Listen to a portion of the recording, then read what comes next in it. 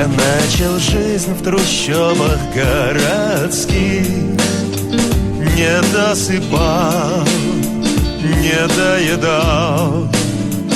Пришел в столицу на своих двоих, в пути страдал и замерзал. Я в доску свой народный кандидат, и я ни в чем не виноват.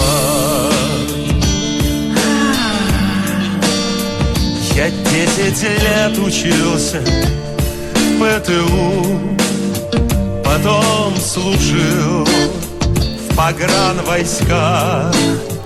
Любил всю жизнь я женщину одну, один костюм, дыра в носках, и ни квартиры, ни машины нет. Какой я к черту криминалитет! Я всю зарплату детям отдаю, вообще ни дня без добрых дел.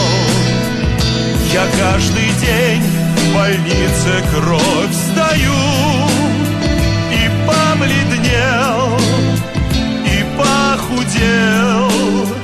А все, что накопали про меня, плохой пиар и полная фигня.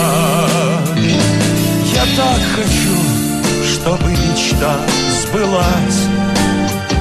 Свой кабинет, охотный ряд. О, если б мне хоть раз попасть во власть, там хорошо, так говорят.